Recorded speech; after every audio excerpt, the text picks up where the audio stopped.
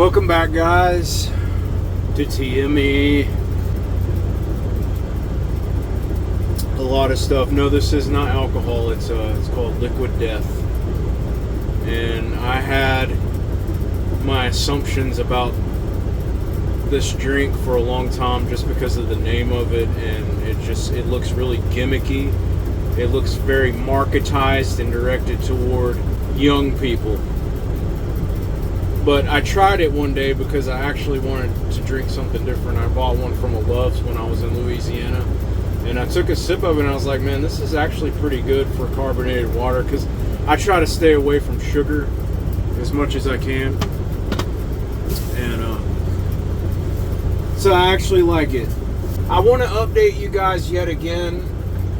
I'm sorry, and this might be the last one that I make for a while. Okay, but I did want to update you guys one more time, and I wanted, before I do that, I wanted to thank everybody for watching my latest videos. I'd say like the latest 4 videos that I've made, which was pretty much all talking, but I had a lot of information I wanted to share with everybody. I wanted to share that moment with you guys whenever I realized that I actually finished the SAP program. That was a very important moment for me, and I thought and anticipated about it a lot. I've been waiting, or I had been waiting for that moment to come for a whole year.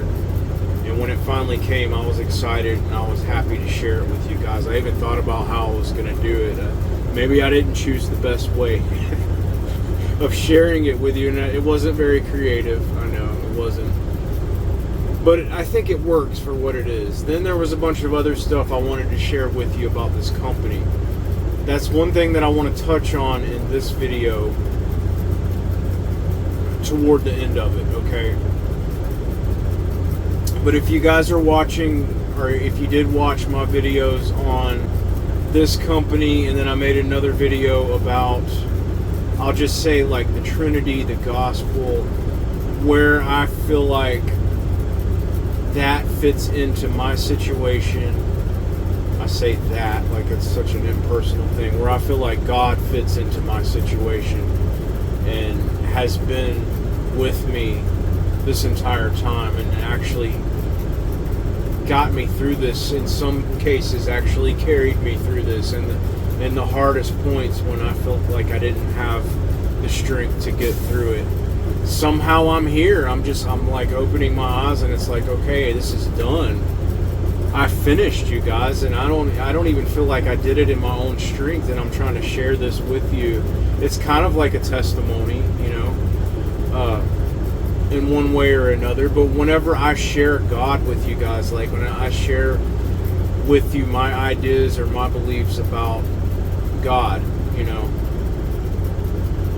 I don't feel like I do that in a very traditional way, or I'm taking on some kind of model to witness to you guys about any of that. No, I'm doing it in a very personal way, because I'm sharing my thoughts, my ideas, and my beliefs about the Creator through my own eyes, my own perspective.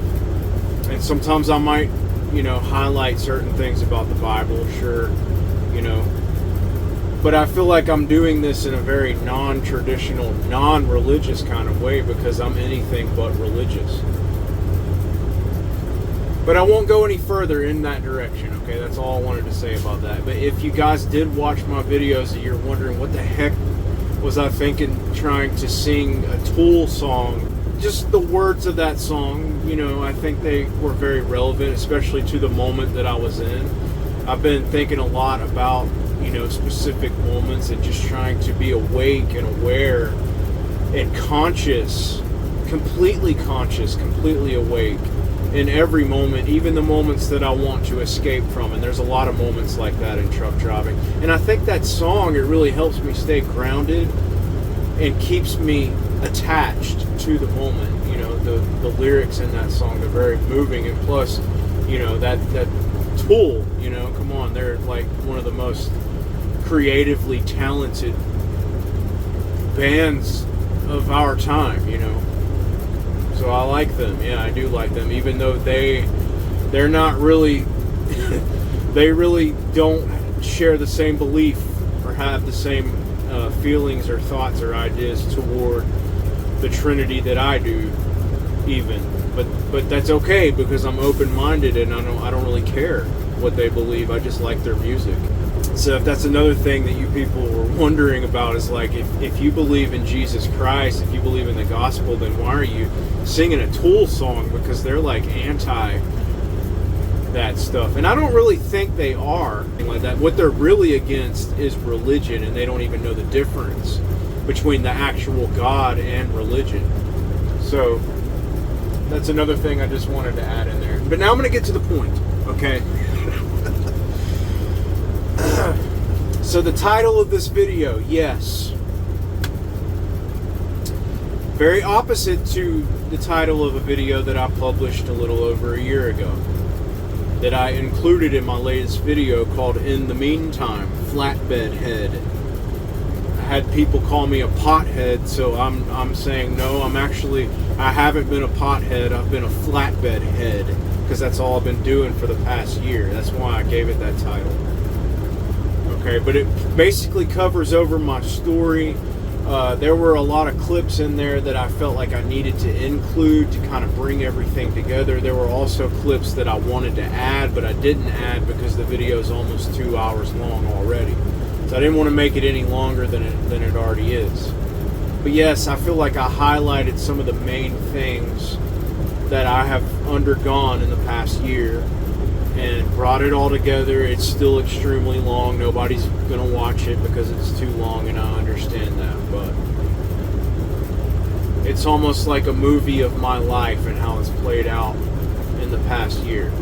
And again, guys, like, I don't do this stuff and I don't put all this stuff out here because I really expect anybody to watch it. I'm just putting it out there so that it's there for anybody to find if they do decide that they want to watch. No, I'm not a narcissist, okay?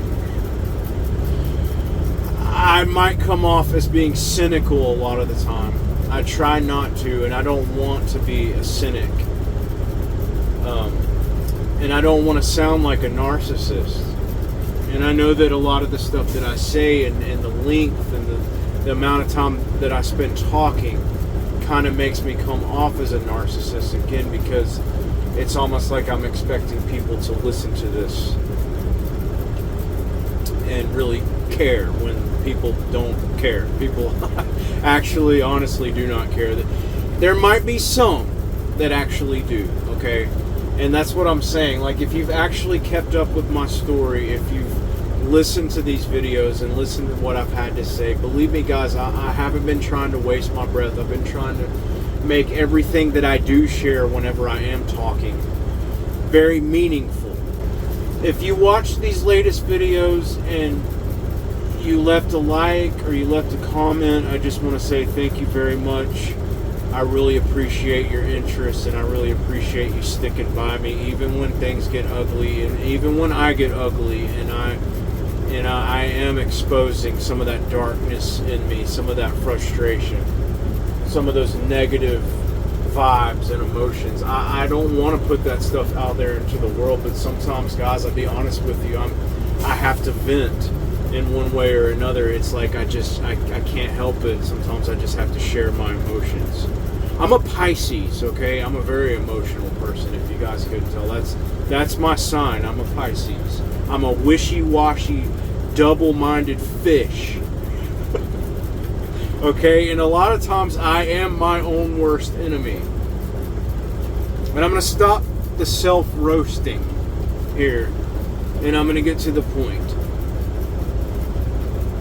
I've been looking for work elsewhere, and I have found a couple of companies that they've actually reached out to me. One of them, it was very disappointing. It was a big letdown, and I just found out this week. The guy that was talking about giving me a job, he is an owner-operator. He owns 2 trucks. So his company's actually even smaller than the one I'm at right now.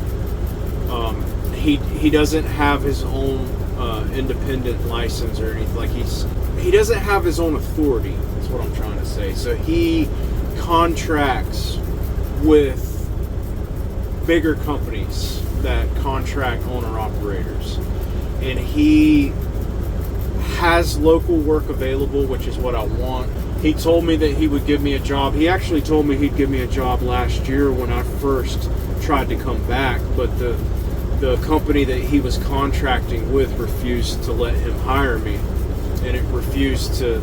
Basically, it's not that his insurance won't cover me. Like, he's got bobtail insurance. His bobtail insurance will cover me, even though I failed a drug test. But their cargo insurance, they're not covering SAP drivers. So basically, it was one of those things where he's like, "Yeah, I'm willing to give you a shot. I'm going to give you a chance. I want you to work for me. You know, prove to me that you're able to get back on your feet and get back into this." Well, it's the company that he contracts with that shot me down 2 times.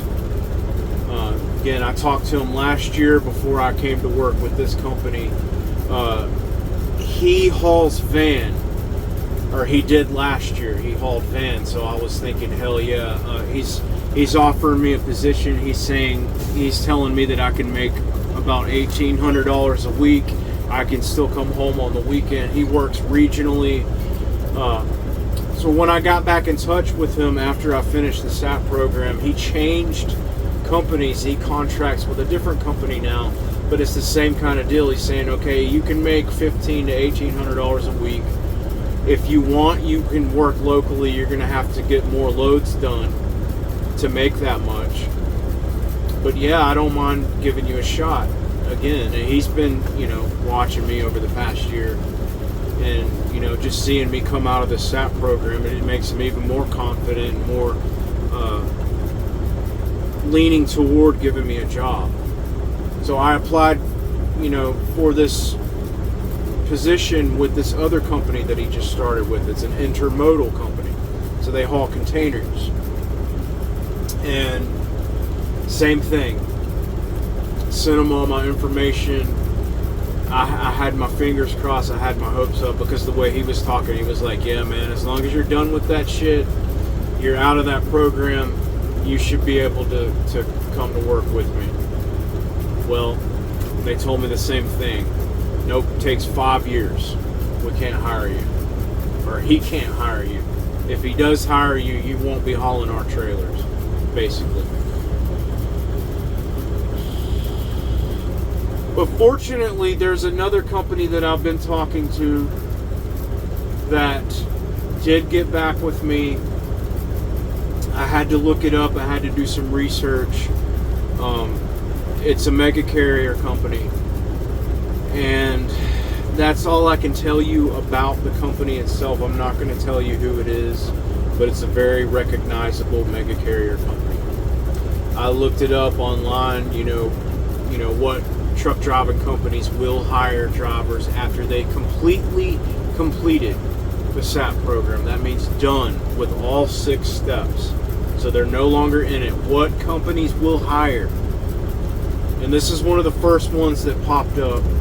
So I decided, okay, I'm going to give them a shot. I actually did some more research just to confirm before I even reached out to the company. I got on Facebook. There's some... I'm adding this in here to give advice to SAP drivers. There's some Facebook groups out there that specialize in hiring SAP drivers. And this is one of the posts that I found on Facebook saying, yes, this company will hire you after you're done with it. They actually will. So then I reached out and tried to apply. This company, again, it's a mega carrier. It's huge. It's very prominent in the area that I live in, the Atlanta, Georgia area. And so they've got all kinds of stuff. They've got dedicated accounts. They've got standard OTR. They've got regional. They've got intermodal. They've got flatbed. They got it all. And so I'll just tell you right now, it's not Schneider. I already work for Schneider. I don't want to go back to work with them. But it's very similar to Schneider. Okay. They got back with me immediately. started talking. I gave them the details. They interviewed me over the phone. I gave them my history with all the truck driving jobs that I've had. And they were like, okay, well, we're going to do a background. We're going to look into all this. We're going to check your employment history. That's been the biggest issue that I've faced so far. It's just waiting on them to get confirmation from my previous employers confirming that I actually worked for these companies during the dates that I specified working there. Okay. They just cleared that today, and guys, it's taken them about 3 weeks to get all this information back. The last thing I'm waiting on right now is for them to get my background back, which I know is good. I don't have any felonies or any kind of criminal background or anything like that. So they should be getting all that back, if not tomorrow, then on Monday. Now, it's October 3rd. Today is a Thursday. So I basically told my boss with this company, I gave him a 2-week notice at the beginning of last week, so he knows the deal as well. That's another good thing, guys, that, well, I'll get into that in a minute, but basically what they're hiring me to do is they don't have any local work for me right now, unfortunately. So I'm basically going to be doing the same thing that I'm doing now, except there's one drawback to it. I'm going to get Friday and Saturday off instead of getting Saturday and Sunday off, which means I'm going to be giving up half of my weekend that I would potentially be able to spend with my family. I'm going to have to let that go right now. They did tell me, because you're in the Atlanta area, you need to reach out in 90 days after we hire you to look for local work, since that's what you want. And they're like, we're sure that eventually we're going to have something come along that's local, that you can get the weekends off and you can go home at the end of your shift. Now, guys, personally, if I'm going to work locally, I'd like to work second shift or maybe even graveyard again. I think I did the best when I got the weekends off and I worked graveyard. In Atlanta, that's your best bet. That's your best choice because the roads are so much more clear at night. So that's probably something that I'm going to look into eventually. And like I said, this company's so big that they've got so many things available. They've got dedicated accounts in Atlanta. They've got local dedicated accounts. But the thing that they're hiring me to do is regional, Friday and Saturday off. And it's also intermodal. Now, from what they're saying, the city that I'm going to be dispatching out of, it's Palmetto, Georgia, which is actually pretty far away from where I live, especially if you want to throw the traffic into the mix. So they're telling me I'll be leaving out on Sunday morning and I'll be coming back Thursday night. So I'm really looking forward to it. The income, well, it's supposedly it's almost I'm making right now. If they're being honest about it, it's almost 3 times what I'm making right now. So I'm looking forward to that. If they're going to be true, if they're telling me the truth about it, I'm looking forward to that. And the fact that it is intermodal, I have hauled containers before. Don't have a whole lot of experience with them, but I have hauled them before. I'm supposed to be starting next Tuesday on October 8th. I'm going to be going into their training program. Getting underway with that. Now, guys, it might be quite a while before I get back with you after I post this video because I need to get settled in. I need to get situated with the new job. I'm not going to be able to conduct myself exactly the same way that I've been conducting myself with this company. This new company that I'm joining, they have driver-facing cameras. You guys know the deal. They have all the electronics in the truck, monitoring safety, all that stuff. It's going to be a pain in the ass readjusting to get back into that style.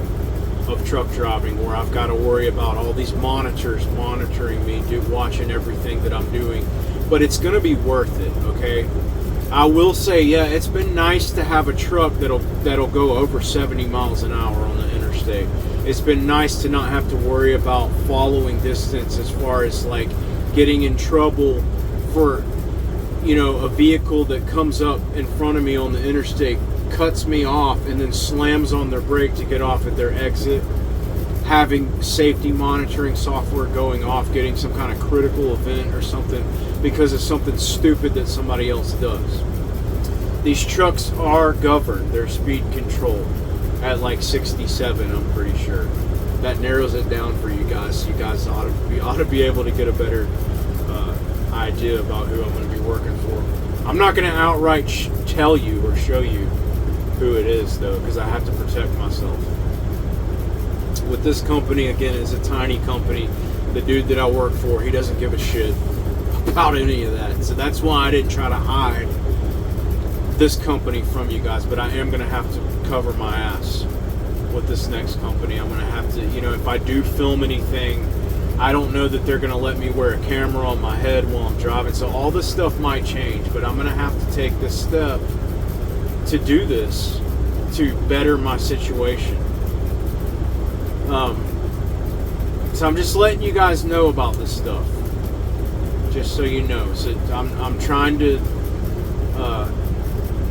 explain to you guys ahead of time why there might be a gap coming up on the channel. Once I get settled into the job and I get the hang of it, the routine, I get an idea about how much work I'm going to be doing, where I'm going to be going, how much I'm going to be making, I'll get back with you guys about all of this, okay,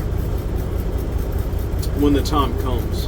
But I wanted to share with you guys that I got hired. I got a new job finally. Oh my God, I'm so ready. And so the last thing that I'll say is that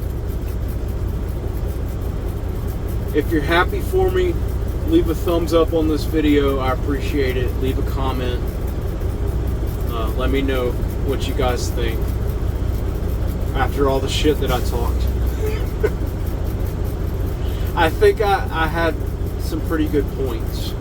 That's why I said all those things. It is ironic that I'm going to be working for a mega carrier after talking so much shit about it. But guys, I really don't have any other choice right now. There's no mid-sized, good-paying company out there that's going to hire me. They don't have the insurance to do it. And I feel like any smaller company that I work for that will actually take me on is going to kind of treat me the same way that this company treated me, with the abuse and all that stuff. So guys, that'll leave me with the last thing that I want to say, is that after I made that video that was entitled The Struggles Are Real, I think that's what it's called, where I sat there and I you know, spilled all the beans about this company, and I talked to you, and I may have sounded really harsh because I was upset, you know, and I try not to think about it anymore. I try to let it go. It's in the past. I don't have to go back to it. I'm done with it. I don't have to worry about it anymore. I will say that I didn't burn a bridge with this company or with my boss. We actually had a long discussion after I published that video. He doesn't know about the video. He doesn't know that it's on YouTube. I got myself recorded on video calling him an asshole on YouTube or saying that he does shady business or anything like that. He doesn't know about that, and it's best if he doesn't know about that. I might not even keep that video up on my channel after all this is done. But we actually had a long discussion about it. We had an understanding where I basically told him, you know, this is why I'm leaving. It's because you do things like this. And he actually said to me, he was like, well, Jared, you know, just to be honest with you, even if you could get away, he actually said this to me, even if it were possible for you to run 24 hours a day, 7 days a week, honestly, it still wouldn't be enough. Like I would still feel like there should be more hours in the day. Like, even if you could run 24 hours a day, I would still want there to be 25 hours. Because I'm trying to run a business, and I'm trying to earn profit, and that is my motivation. That's my goal. So, as messed up as that sounds, I will have to say to the guy that at least he was honest and he was straightforward about it. He didn't beat around the bush. He was straight, even if he was sharp, even if his words kind of cut me as a human being. He was straight up open and honest about the fact that yes, he's not going to treat me like a human being. He's going to treat me like a tool. But he has, in some ways, he actually has treated me like a human being. And he has, these are some things that I failed to mention in that video. There have been times where he actually did stick his neck out for me. Now, granted, I was already sticking my neck out for him in these situations. And that's why he kind of didn't have a choice. He kind of had to stick his neck out for me. I mean, I guess he didn't have to, but I guess he felt like in one way or another, if he didn't do that, then like he could see how it would be really unfair and really messed up for me if he did me like that. So, I mean, there have been times when really screwed up things have happened. And I didn't mention this in that video, but I should have mentioned this in that video. And I kind of feel like a piece of shit myself for not mentioning it. But there were times when I was trying to get home on a Friday evening and I was going to run out of time before I got there. So I called him and I was like, dude, I need your help because I want to go home. I want to see my family this weekend. I want my whole weekend. I work hard enough for you that I should be able to go home on a Friday night and start my weekend on the day that it should start. And that's when he was like, okay, all right, well, I'll meet you somewhere. I know you don't want to go over on your hours, so I'll meet you somewhere and you can hop in my car and I'll jump in the truck and I'll drive it back to the yard. And he did that a couple times. Another thing is that a lot of times, I showed you guys this truck breaking down, and this is something that I didn't mention, is that, yeah, there were times when I was out of state and this truck broke down on me. This company, they didn't have enough, they didn't have the money, they don't have the budget to cover a tow truck. But they actually do recovery themselves in some instances. So anytime I broke down or I had any problems, any issues with the truck or with the equipment at all, they would come and pick me up. Even if I was out of state, I would have to sit there and wait for them to come pick me up. And they would actually hook up to the truck and they would tow the truck all the way back to Jackson to get me home. So this company never left me stranded when I did break down. They always came through and they always pulled through for me. I never missed any time off from breakdowns. And that's something that even a big mega carrier company won't promise you. That won't happen, They'll never promise you that you won't miss home time because of a breakdown or something like that. They might extend your home time if you do break down, but you'll still be getting back late, So I will say that about this company. Those are good things, that they've never left me stranded. They did leave me in that situation that one time I was telling you about where I couldn't get fuel and I had to put it on my own credit card. That did happen, but they did reimburse me. So not all the things about this company are bad.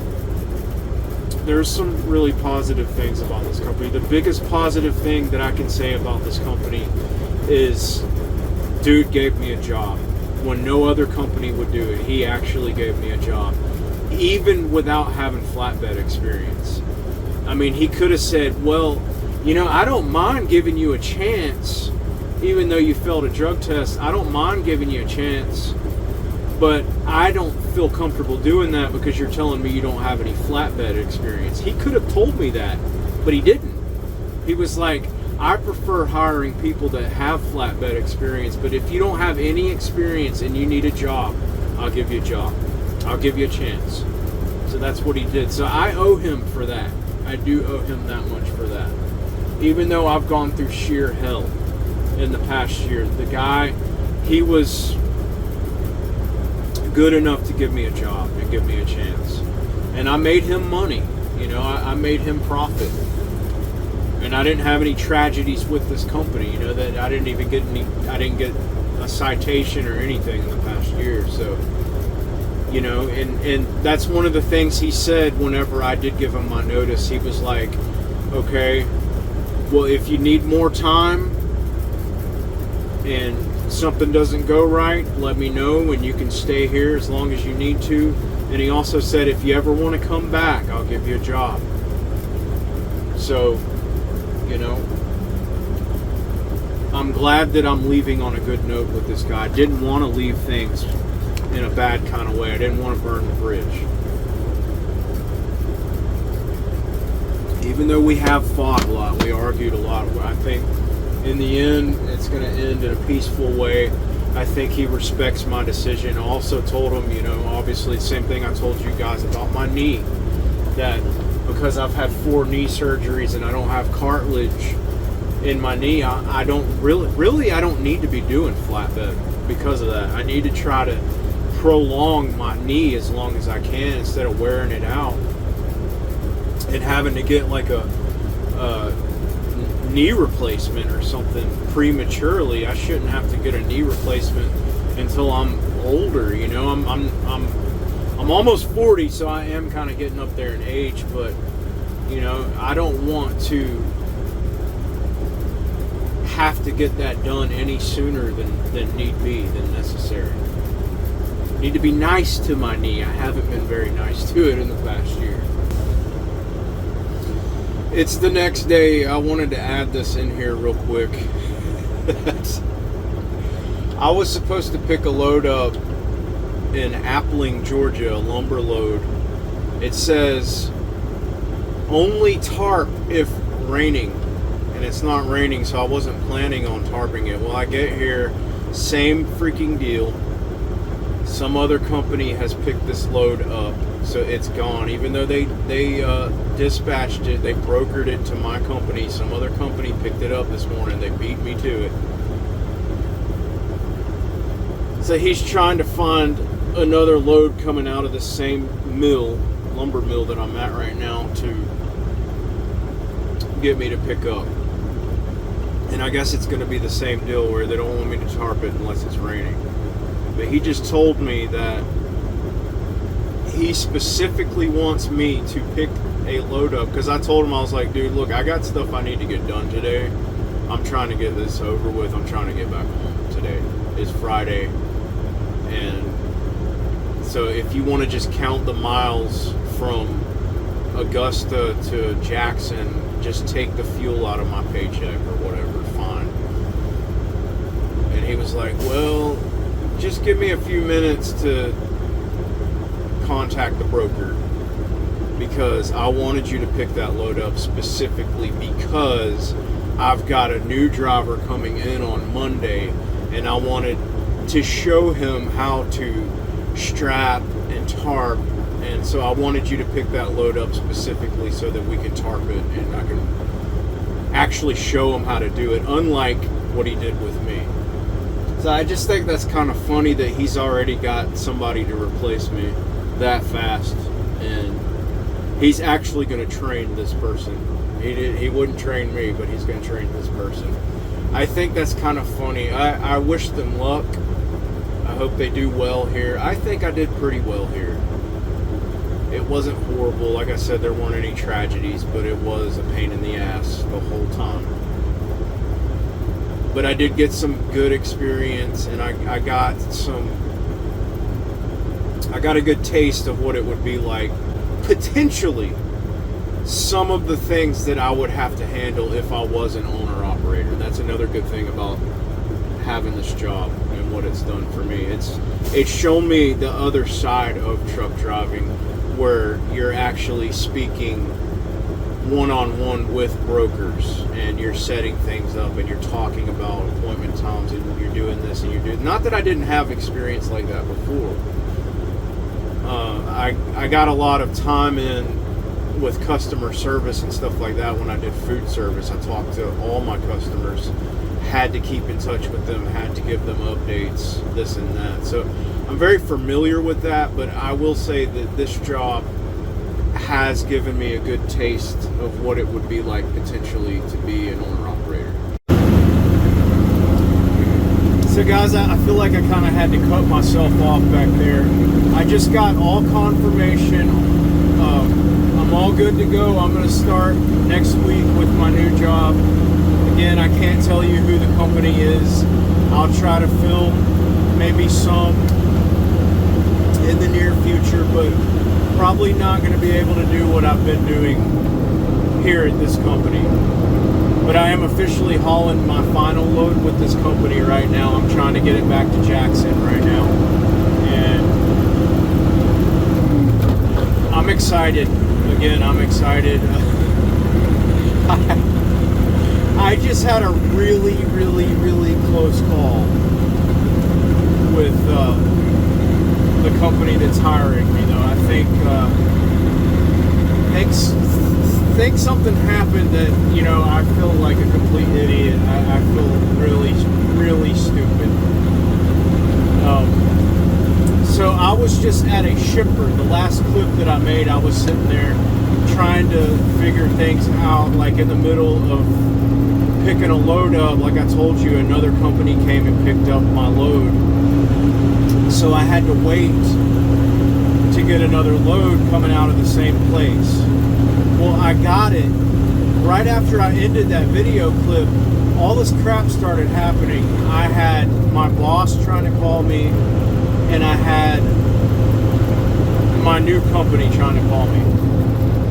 And not just one person from the new company, but a couple of people were trying to call me. At the same time, I'm waiting, trying to get information about the load that I am actually going to pick up from this place.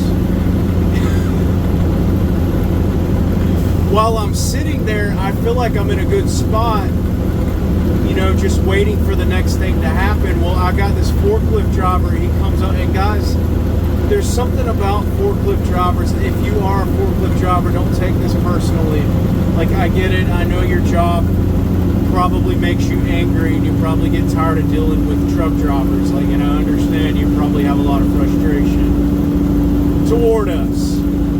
Well, it's this, we feel mutual, okay? And it's not your fault, and it's not our fault. But we get into stressful situations. So I'm sitting here, I'm at the entrance of this place, waiting for the next thing to happen, waiting to make my next move. Well, this forklift driver comes up on me, and I'm on the phone with my new company that's hiring me. And he comes up, he rolls up on me, he starts yelling at me, "Get the out of the way, man, you're blocking everything." And like, I'm sitting here because that's what the office told me to do. When I went into the shipping office, they're like, "Okay, just sit there until we get this figured out. Until we get another load for you. Reach out to your dispatcher, see if they can get a hold of the broker so that they can pull another load for you." So that's what I was doing. Well, while I'm sitting there waiting, again, I got the forklift driver, pulls up on me, starts yelling at me, cussing at me, waving his hands, you know, doing all these little snippety, snappity things. Treating me like I'm an idiot. While I'm on the phone with my new company that's just hired me. And I had to interrupt the lady. I was like, "I'm so sorry. I'm at a shipper. I'm trying to get loaded. I'm trying to figure out, you know, what's going on here. Can you please call me back? I'm really sorry." And she was like, sure, of course. I'm sorry. I didn't mean to interrupt. And I was like, "No, it's not your fault, you know." and I let her go. And I got this new headset that I'm still getting used to using. So I pushed the little button on the headset to hang up, and I think I'm hanging up. I don't know what happened. The freaking call did not end. It should have ended when I pushed the button, but it didn't end. So I put my window down. I got this angry forklift driver next to me yelling at me. And I'm like, I'm sorry, I don't know what to do. Like, I'm like cussing back at him because he's cussing at me. Well, I look down at my phone and I'm still on the phone with this woman. I mean, they just freaking hired me. I'm on the phone with this woman cussing. I hope she doesn't think I was cussing at her. But I just told her, like, I'm at a shipper. I'm trying to get loaded right now. I'm sorry, I can't talk. But it was extremely embarrassing. It was extremely embarrassing. And just another reminder for me. Maybe God's telling me, hey, stop. Stop acting like that. It's not right. It's not fair. Just because somebody else has that kind of reaction and they're treating you like that, I'm calling you to not react that way, to the way that somebody else is treating you. And if I wouldn't have reacted that way, in that stressful, explosive kind of way, then it never would have happened to begin with. So it's my fault. But oh my gosh, guys, I was so embarrassed. And I had to call back and get back on the phone with this lady. Thankfully, she didn't say anything to me about it. Because they could have called me out about it and said, hey, we know you're not talking to us like that, but that's extremely unprofessional. Which I know, okay? But the people that I deal with on a regular basis are extremely unprofessional. But I have to remind myself sometimes, okay, it's okay to get upset and react, but don't do it in the moment, especially when you've just been on the phone with your company. Like, I've got to adjust. I got to get back into this corporate stuff, guys. I got to remember my place. I got to remember, like, with this job, it was never a big deal to act like that. With this job, it was never a big deal to call my boss and get in a big argument with him about stupid stuff. But with this new company, I've got to remember my place. I've got to get back into the corporate atmosphere, and I got to act professional all the time. So, yeah. That's another thing that I've got to remind myself to do. But boy, was it embarrassing. But it's okay. They didn't say anything to me about it. And I just wanted to confirm in this last clip and let you guys go that yes, I am officially an employee at this new company. Everything cleared. So I will say, the last thing that I will say is that I'm thankful for companies like this one that's about to hire me. And they're giving me a chance, just like this company gave me a chance last year. Well, this next company is going to give me a chance. And so I'm very thankful for that. I feel really good. And it feels like I've just got this feeling right now where, like, all that hard work that I did in the past year, all that crap that I went through, well, it's finally going to start to pay off now. And I'm thankful, I'm glad, I'm happy to share that with you guys. And I will see you next time when I get back with you.